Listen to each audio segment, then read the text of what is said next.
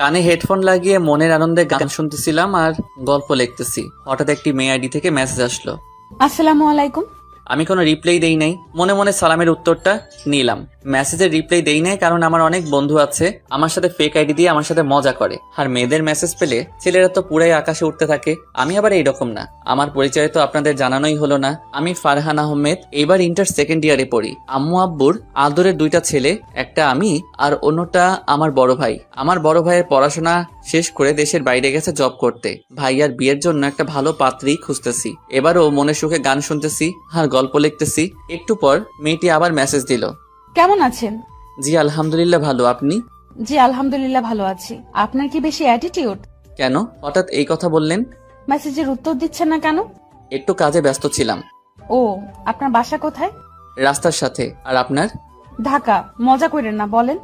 আমার মজা করতে ভালোই লাগে। ও মা, তাই? হুম। আপনার নাম কি? কোন ক্লাসে পড়েন? আচ্ছা, আপনাকে এত কিছু বলবো কেন? আমরা কি ফ্রেন্ড হতে পারি না?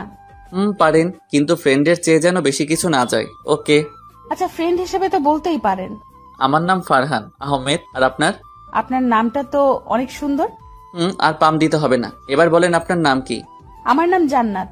মেয়েটির নাম তো অনেক সুন্দর, বললে কি বিশ্বাস করবে? আচ্ছা বলি, আপনার নাম তো অনেক সুন্দর, মাশাআল্লাহ। সবাই বলে। তা আপনি কোন ক্লাসে পড়েন? ক্লাস 2-এ। দেখেন, মিথ্যা কথা বলবেন না, মিথ্যা বলা পাপ। আচ্ছা, আমি ইন্টার দ্বিতীয় বর্ষে পড়ি। আপনি কোন ক্লাসে পড়েন? অনার্সে পড়ি। আপনার বাসার সবাই কেমন আছে? জি আলহামদুলিল্লাহ সবাই ভালো। আপনার? জি আলহামদুলিল্লাহ ভালো। আপনার বাসা কোথায় বললেন না তো? নারায়ণগঞ্জ। ও, একটা কথা বলি। বলেন। আপনার গল্পগুলো অনেক ভালো। থ্যাংক ইউ আপু। ওই মিয়া, আপু বলেন কেন? ভালো লাগে, আর আপনি তো আমার বড়। এত ভালো লাগতে হবে না। আমি আপনার বড় তো কি হয়েছে, বড় হইলে কি আপু বলতে হবে নাকি? বলতে হবে তো, না হলে আবার লোকে বলবে আমি খারাপ। খারাপ বলুক, তবু আমাকে আপু বলবেন না, ওকে? কেন, আপু বললে কি হবে? আপু বলছি আপু বলতেন না, সো আপু বলবেন না, বুঝছেন? আর একবার যদি আপু বলেন তাহলে তাহলে কি আপু? জান, আপনার সাথে কথা বলবো না। ওকে, না বললেন। আল্লাহ হাফেজ, ভালো থাকেন। ওই ওই ফারহান। জি বলেন আপু। প্লিজ আমাকে আপু বললেন না, প্লিজ প্লিজ প্লিজ। এত করে যখন বলছেন, আচ্ছা আপু বলবো না। খুশি তো? অনেক খুশি। আচ্ছা এখন বাই। ওকে। কেন, কোথায় যাবেন? কলেজে যাব। আচ্ছা তাহলে যান। তারপর আমি রেডি হয়ে নাস্তা খেয়ে কলেজে গেলাম। কলেজে গিয়ে বন্ধুদের সাথে আড্ডা দিয়ে ক্লাসে গেলাম। ফারহান, একটা জিনিস নোটিস করছিস?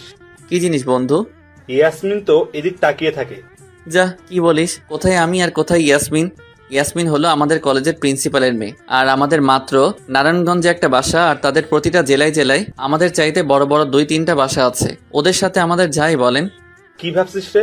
কিছু না, স্যার আসছে, কথা বলিস না। সবার পিছনে বসছি, একটু মজা করব বন্ধুদের সাথে। মেয়েদের এদিক থেকে কে যেন শীষ দিচ্ছে। এই, কে শীষ দিছে? আর একবার যদি পাই তাহলে খবর আছে। এই স্যারের ক্লাসটা ভালো লাগে তাই মনোযোগ দিয়ে শুনতেছি। হঠাৎ আবার কে যেন শীষ দিল।